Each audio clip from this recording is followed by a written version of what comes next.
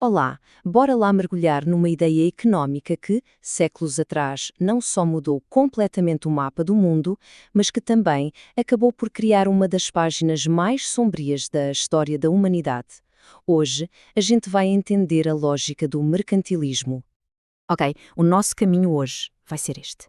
Primeiro, a gente vai ver a faísca que mudou a visão do mundo da época. Depois, vamos entender o motor económico que moveu tudo isso.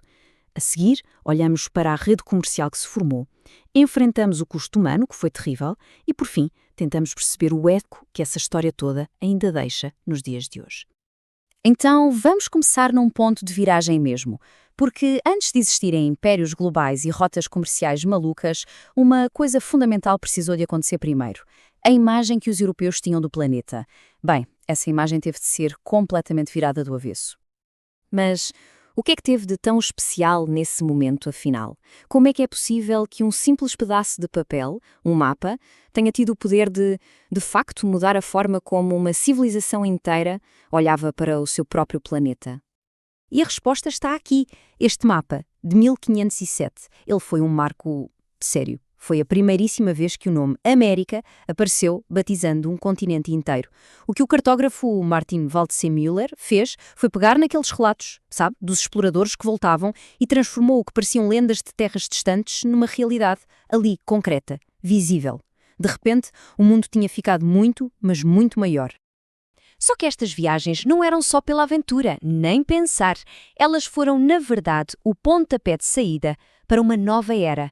Uma era movida por uma teoria económica muito poderosa que estava prestes a virar de cabeça para baixo tudo o que se entendia por riqueza e poder.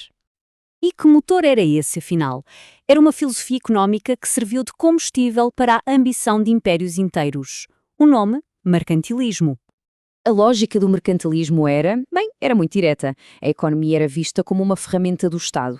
O objetivo não era a liberdade de mercado, nada disso. Era o controle total para acumular o máximo de riqueza possível para a nação. E o detalhe importante, a qualquer custo. E a estratégia para ganhar este jogo assentava em três pilares bem claros. Primeiro, metalismo. Basicamente acumular ouro e prata como se não houvesse amanhã. Riqueza era o que se tinha guardado. Segundo, uma balança comercial favorável. A regra era simples: vender, vender, vender e comprar o mínimo possível. E terceiro, protecionismo, ou seja, impor impostos altíssimos em tudo o que vinha de fora para proteger a produção local. Era, no fundo, um jogo de soma-zero, bem implacável. Para um ganhar, o outro tinha necessariamente de perder. Então, com esta arma económica na mão, as nações europeias começaram a tecer uma nova rede global. Uma rede que, desde o início, foi desenhada para colocar a Europa bem no centro do poder mundial. Olha, no início, o grande prémio, o que toda a gente queria, eram as especiarias do Oriente. Portugal apostou tudo em contornar a África para chegar lá. Já a Espanha fez uma aposta bem mais arriscada, navegar para o Oeste. E foi essa aposta que, bem, acabou por mudar as regras do jogo para sempre. Porque com a chegada às Américas, tudo mudou. Nasceu ali um sistema que ficou conhecido como comércio triangular e ligava três continentes de uma forma brutalmente desigual. Vamos ver. A Europa funcionava como o centro industrial, que fornecia os produtos manufaturados, as armas, os têxteis. As Américas eram a fonte de matérias-primas: açúcar, algodão, ouro, prata. E a África? A África foi forçada a entrar nesta equação como fornecedor de mão de obra, através da escravização de milhões de pessoas. Mas este sistema, por mais lucrativo que fosse, tinha uma base de crueldade e exploração que nunca se tinha visto antes. Era, na sua essência, um negócio que transformava seres humanos em mercadorias, em simples números, numa equação de lucro. E aqui é muito importante a gente fazer uma distinção. Já existiam, sim, formas de cativeiro em África, por dívidas ou guerras. Mas o sistema transatlântico, isso era uma coisa completamente nova e terrivelmente diferente. Não era sobre dívida ou crime. Era um sistema industrial de exploração, baseado na ideia de raça e movido unicamente pelo lucro. A base de tudo era a ideia de que um ser humano podia legalmente ser propriedade de outro. Uma coisa... E a peça principal, a engrenagem que fazia esta máquina horrível funcionar, era a desumanização. Para se conseguir tratar pessoas como se fossem carga, era preciso primeiro negar-lhes a humanidade. É exatamente o que a citação diz. O escravizado tornava-se uma não-pessoa.